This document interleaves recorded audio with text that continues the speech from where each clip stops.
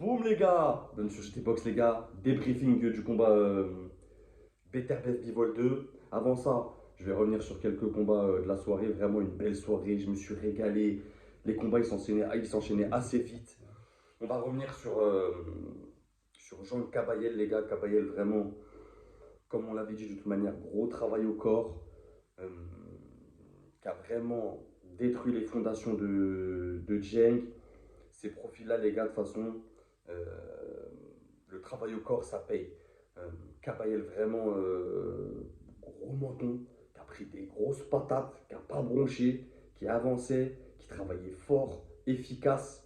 Vraiment rien à dire sur Kabayel, il a fait le taf. Vraiment, il a fait le taf. Maintenant, Hamza Shiraz, Adames, je suis déçu de Shiraz qui est passé pour moi à côté de son championnat du monde, les gars. Je peux pas le dire autrement. Et il s'en sort très très bien.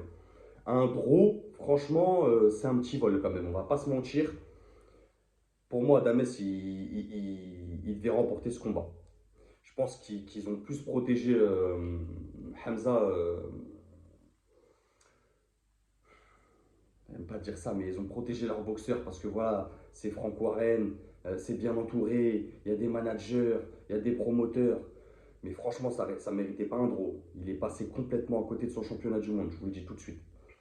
Adames qui a fait un très beau combat, très bonne combinaison, très mobile, qui touchait, vraiment qui avançait. C'est lui qui faisait le combat alors que c'est lui le champion.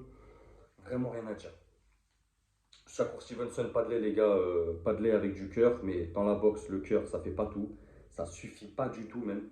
Shakur qui a géré en gestion, rapide, efficace. Ça a roulé pour lui vraiment tranquille. Par cœur les gars. Par cœur Bacolé. Par cœur, il a fait une dinguerie. Il a fait, je peux pas le dire autrement. Maintenant, on a notre réponse à la question de Bacolé, est-ce qu'il est prêt? Pas du tout. Pas du tout, les gars.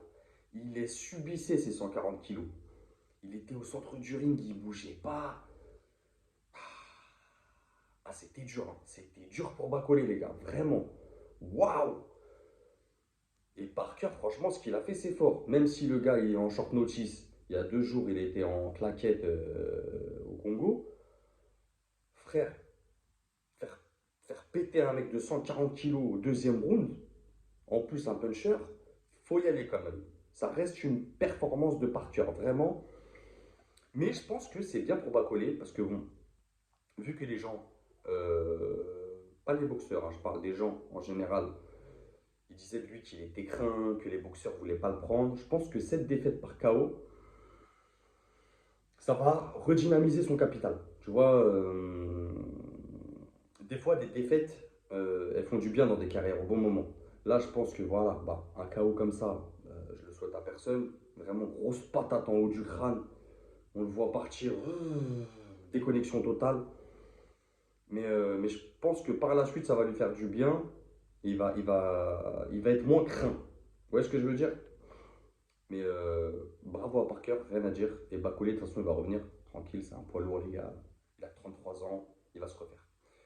Maintenant, Beterbiev Bivol. Ils nous saoulent avec leur trilogie. Wallah, ils nous saoulent, les frères. Je vous le dis, moi pour moi, c'est Beterbiev qui gagne. J'ai ma feuille de score. J'ai 115-113 Beterbiev. C'est lui qui avance, c'est lui qui fait le combat. Bivol qui recommence comme le premier combat. Il y a des rounds où il fait rien. Il tourne, il produit pas, il n'est pas actif. Il prend pas de risque.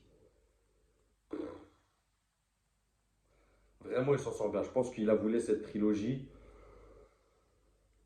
Franchement, elle n'a pas de sens cette trilogie. Vraiment, pour moi, Beterbiev, il gagne ce combat. Comme je vous ai dit, 115-113. Je donne les rounds, allez.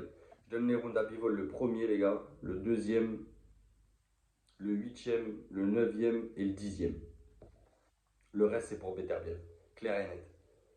C'est lui qui avance, c'est lui qui fait le fight, alors que c'est lui qui est le champion. Vraiment, il n'a pas inquiété Beterbiev une seule fois, les gars. Même sur les contres, tu vois, c'est trop peu fébrile pour faire chanceler Beterbiev, qui derrière remise directe. Le nombre de coups donnés, Je ne l'ai même pas calculé tellement Beterbiev c'était incroyable. Mais je pense qu'il voulait cette trilogie. Bon, voilà, on verra la trilogie. Mais en tout cas, moi, j'ai passé une belle soirée, quoi qu'il arrive. Mis à part quand même le vol de Hamza Shiraz. Ah, ça a du mal, ça a du mal. Quand je vois des trucs comme ça a du mal. Encore là, à la rigueur, vous qui donne Bivol vainqueur pour une trilogie, bon, même si moi je vois Beterbiev, c'est mon avis à moi. Il y a des avis partagés, les gars, c'est comme ça, c'est la boxe. Mais, euh, mais pour moi, elle n'a pas de sens cette trilogie. Vraiment, je vois pas Bivol trouver de solution. Il mettra jamais KO Beterbiev. Maintenant, Beterbiev, à lui d'enclencher, à lui aussi d'être plus agressif, à lui, pas plus agressif parce qu'il est déjà agressif avec beaucoup de pression, mais peut-être à lui d'être plus précis dans les échanges, peut-être moins de frappe, mais plus précis, plus fort, vraiment à chercher le KO, à la rigueur. Mais voilà les gars, dites-moi ce que vous en pensez en commentaire. Semaine prochaine les gars, Gervonta Davis, ça va faire du bien, j'aime beaucoup ce boxeur. Et n'oubliez pas les gars, c'est que de la boxe. Bang!